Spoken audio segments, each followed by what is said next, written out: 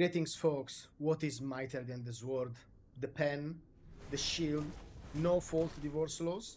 A knife wielding Britney Spears, possessed by the spirits of the long deceased Anna Montana, who just had enough of men and their obsession for leaving the toilet seat up and propping the Walt Disney stock price up. No, me hanging around with my boy Bone Mold Gold and his posse of bald skeletons as they die from retaliate damage while I'm just holding block. Just to see if I could do this. Please, questline, don't nerf block cost reduction, it's all I have left. Also, can I have my 30% critical strike pants back, woo? Okay, real talk, this is not a beginner build because, well, it requires you to press more than one button and to pay attention for your enemy animations. And early Act 2 in Veteran feels like chewing glass against certain enemies, who like that clip may have led you to believe we are not a perma block build, we are a perma parry build, and the perma in parry stands for your ability to read animations, being aware of your surrounding, your stamina pool, and more importantly, which house is in Sagittarium this month. Why? Well, because most likely you're level 24 in Act 2, you're broke, sad, alone, but more importantly broke, and most likely even more sad because you're not subscribed to this channel, and getting parry to feel rewarding takes a bit of time and points. But more importantly, you need to possess the knowledge that by holding block, you will come to a realization that you cannot regenerate stamina or parry, because if you try, well, now you're dead. And of course, if you're planning to record hot clips for this video, well, you missed the parry in that recording, so it's time to start over the entire fight, because your unprofessional YouTube career is now over. On the positive side, this build has a lot to like. We are not a monk, thank God. Mages and archers mean nothing to us as long as we have enough stamina to back it up. Our parry can cripple our enemy by trapping them in time for 4 seconds, which is a great damage window. This creates a much different feeling than any other build in this game, so if you enjoy what you're seeing and you want to be proactive, you will have fun. However, let me tell you, you will come with a burning hatred toward all bears and bearkin. Even more if you play Jantiri in Guild Wars 2. Was 30 minutes of unskippable bear talking really necessary, ArenaNet? Okay, let's get into the build. Let's look at our gear. First of all, this build has no mandatory item whatsoever. You can choose, mix and match whatever you want, as long as you have enough stats. Otherwise, well, you're gonna have a bad time. Let's look at the weapon setup first. For our main hand, we went with Shadowfang Reaver. As you can see, it's not upgraded because, well, on this build, on how I set up things, always prioritize upgrade toward your shield and your armor. Armor in this build is especially important. Shadowfang Reaver is extremely good, deals a lot of damage if your crit is high enough. What does it mean high enough? Above 80%, not below. When your crit is incredibly low, Duelist Blade is hands down better. Most of these items are from Act 2. In Act 1 you can use Honorary Blade when you kill Abigor. It's not really that amazing, but on anything that you can stagger, it will deal a lot of damage. Otherwise, if you don't want to gamble for a Shadowfang Reaver or pay the axe price, you can always get yourself a Shard of the Fallen Sky. My god, Pasta, what is that bonus? Only one-handed prophecies. Yes, that's not really good. However, look at the base damage. It's very competitive. Moreover, this weapon is also free. However, in my opinion, I still think that when your crit is good, Shadowfang Reaver eclipses other weapon. In Act 1 and for Act 2 you can also use Raven Crest Executioner. Is extremely good against targets that can block your attacks. For our shield we are gonna use Bramble Shield. Bramble Shield is unique in the sense that it will allow you, once you parry, to deal a good amount of damage based on your armor. Now, unfortunately, in New Game Plus, we're gonna have an armor debuff when we start out. When we equip our new gear, we are gonna be good, but that still is an unfortunate thing for this build. If you don't want to use Bramble, you can use any other shield that you want. And however, I like Bramble. For weapon relics, since this is a fire conversion build, because we want to add as much damage as possible on this build, because otherwise, well, the damage is low, so we cannot go fully defensive. So we use Earth of Flame to inflict burning. So we use a Gem of Fire relic, mixed in with a melee relic crafted from Act 1, from the Blacksmith Guild questline. In the shield we use one Thunder's Reproach. Unfortunately, I am not able to confirm 100% if this relic works correctly, because I tried it, I don't see that much difference. This can change in the future or could be just a bug for me, I don't know. So it's still there for people to try that out. After all, switching in or out a relic really doesn't matter. For the rest of the gear, I went with Duel Knight from Cobalt. Now, unfortunately, the developers made the mistake of having several sets the same name. Duel Knight helmet, this one comes from Act 3 from the duelist known as Cobalt. This helmet will help you a lot with stamina management. However, it will really not give you any benefit on the offensive side. So if you're good with your stamina and you feel that this helmet is not necessary, you can use Crow from Act 3, you can use Lancelot, you can use any helmet that will give you physical or melee damage. You can even use Duel Knight helmet from Beherit in Act 2. This is also considered the defensive one. The incoming healing really doesn't matter. Ideally, on this build, we don't want to get hit because, well, we will die. For chest and for boots, let's get this out of the way. We're using 2 pieces of Lancelot. Lancelot has a very good armor. We do not benefit from the low life bonuses, unfortunately. In Relic setup, on all our pieces of gear, we're gonna use max stamina and max health. Max stamina we get from gambling items. It's a very frequent drop. The most important part of the Relic set is gonna be, however, the bond. The bond comes in Act 3. You can get this once per game, so if you choose the wrong option, time to choose your Relic. In Act 3, you cannot get this one anymore, sadly. It will help a lot with your sustain while blocking. Going back to the chest, if you don't want to use Lancelot, we have other options. We can use Green Knight for more max stamina. However, what we like here is taking damage restore stamina.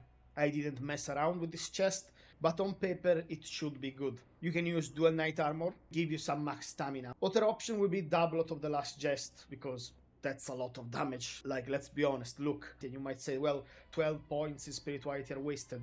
Well, in that case, you will go hybrid. Replace the gloves with X grip of Embrace. Just look at any of my hybrid builds to see the location of stuff, and you'll be good. For back item, really 2 options, because we need crit on this build, and sadly, the amount of back items in this game is very lacking. For most of the game, you will use Duel Knight Cape from Abigor. 10% crit, but more importantly, regeneration will help you a lot. Eventually, you want to make yourself a winged Cavalier backplate to get those 25. If you are a higher level than me, or you want to switch points around and you're like, okay, past, I don't mind putting more critical strike from gear or more points in perception, just get rid of winged Cavalier backplate and use something that gives you health, like the Plague of Wraith Cape from the Red Death quest, or even Ashen Veil Cape from Galhand Tomb in Act 3. For Amulet, we have a lot of options here for our next slot. If you do not want to use Heart of Flame for some reason, or you cannot use Heart of Flames, you can craft yourself Stoneward and Talisman for more crit. Blacksmith questline in Act 2. You can finish the Blacksmith questline and get yourself a Weird Stone Trinket. You can get a Great Beast Bone by doing one of the quests in the Dial Raita camp in Act 1. You can use an Iron Lung Stone location, which is gonna be on Map Genie, because really this is a leveling item anyway. I did use this one for Act 1 and mid Act 2, however. You can get yourself a defensive amulet, which is from Act 1, and it's really good if we are struggling with stamina. So if you do not have any stamina relic in your armor setup, you may want to use defensive. There is also another option, Amulet of Defense. However, I do not advise this one, because even though we are stacking armor, Amulet of Defense doesn't give you that much, but it's still there. For our pants, these are my 3 picks for pants. Walker Warborn gives you a lot of critical damage. You get this one when you get your Art of Flame in Act 3. You can go with Duel Knight Trousers. You can get this one in Act 2. You can use Lancelot.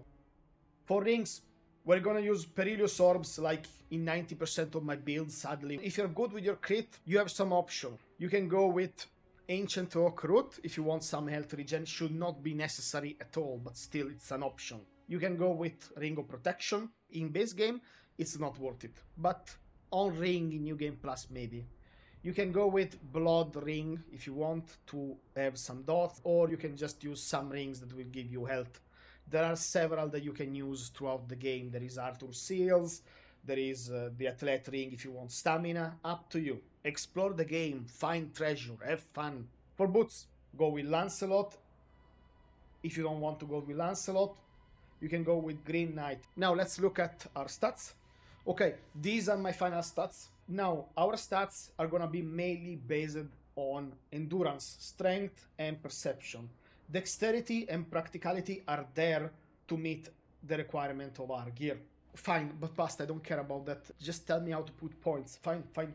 Alright, we start in this order. 6 points in strength, 6 points in endurance. This is to use the Duelist gear from Abigor, the Knight set. We have a small problem.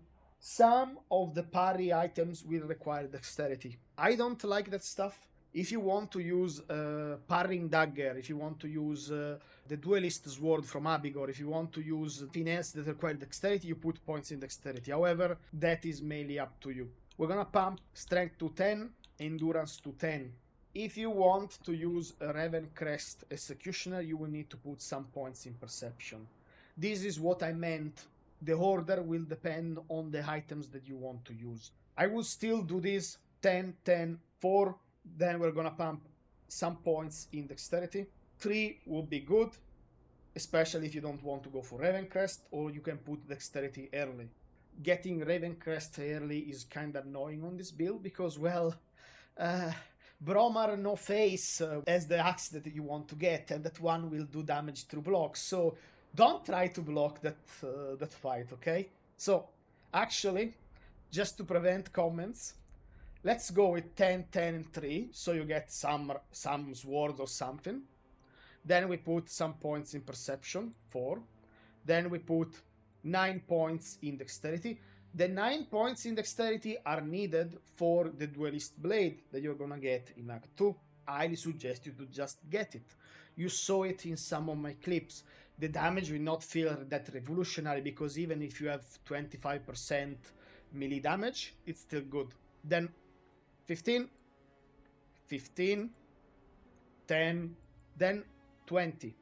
And we're good with the requirements. With these stats, you can use anything in this build. Now let's look at the skill tree. This is my suggestion. You can take points in any order that you want. We start in strength, we get godly physique like any normal melee build. We go in practicality this time. 1 point in body armor, 1 point in inner strength. So we convert those points in melee damage.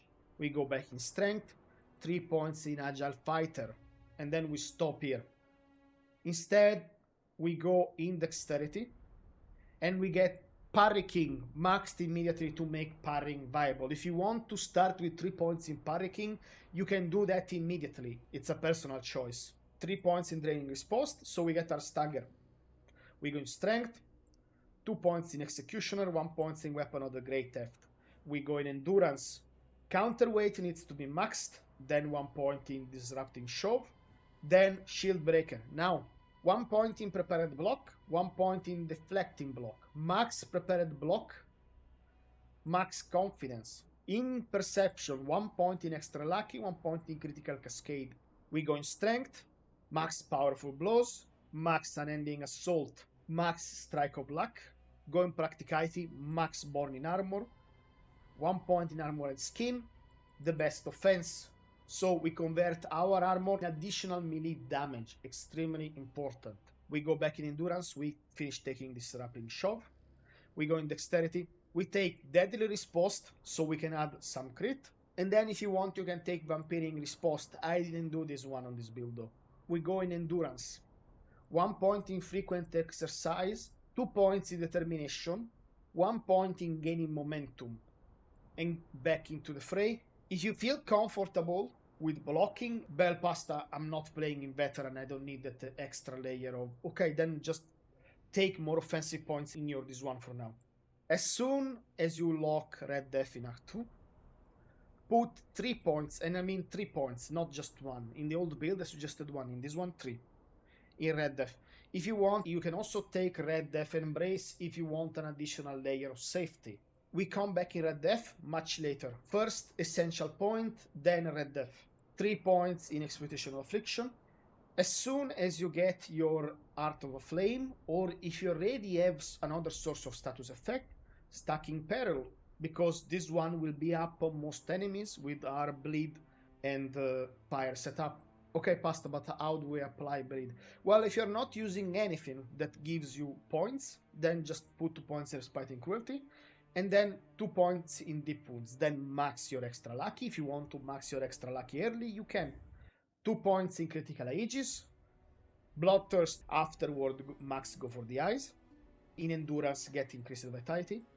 Now you can go in Red Death. Max Crying Pain. Max Long Regret. Max Giving and Give Up. 1 point in Grieve tie enemies. Whipping Success maxed. Dealing damage maxed. We take Unstoppable Momentum, 3 points. We take 3 points in Exploit Weakness. We max our Armored Skin. In Practicality, we put 1 point in Healthy Appetite, 1 point in Revengeful Restoration, 1 point in Rejuvenation, 1 point in Elmother Blessing, and then Unnatural Resilience for that max health. Now, let's look at the location of all the items used in this build.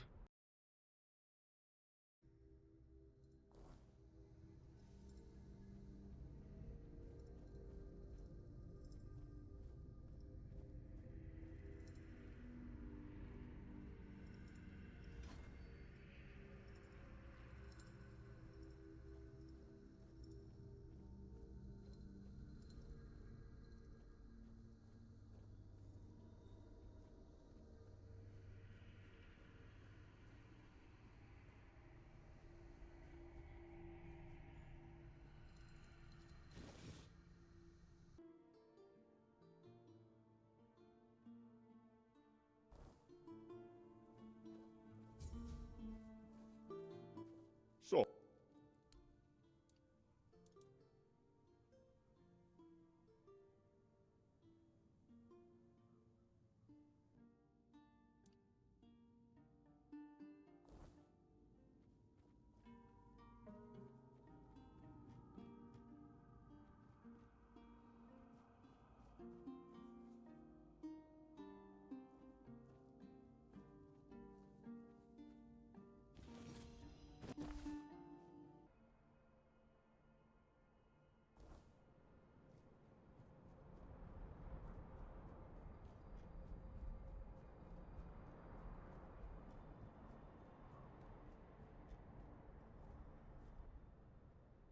Yes. I turn. It thank. I should.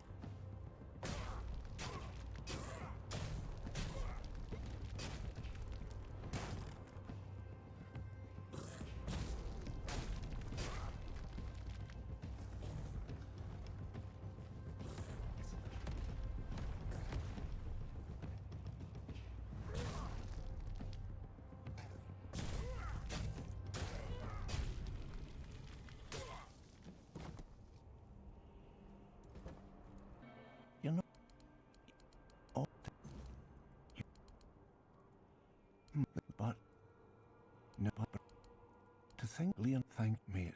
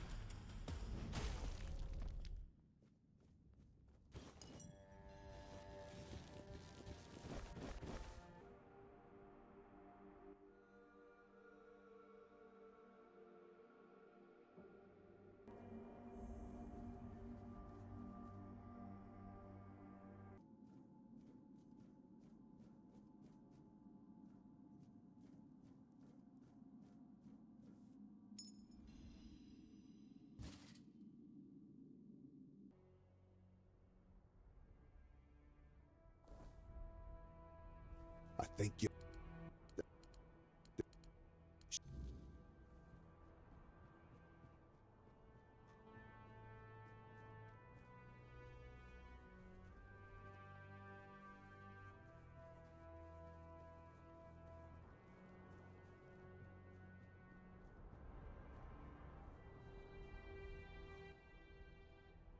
A fate count stopper the may be kept. The dead have who. Then we carve the bond. Memory.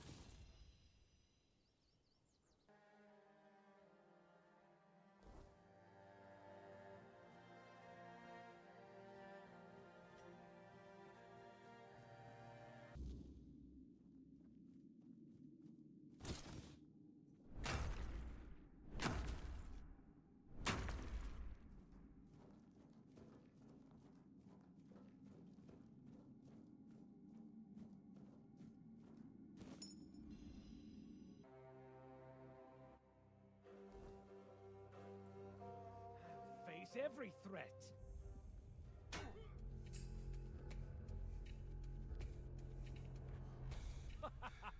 You are nothing but a... You'll fall. Sword. And that's it, folks. This is the build for you. Thank you for watching. If you enjoyed this video, please consider leaving a like and maybe even subscribing for more gaming content of diverse quality, let's say. Have fun playing Tainted Grail. If you have any questions or doubts, let me know in the comments below. I will try my best to get back at you. And I will see you in the next video.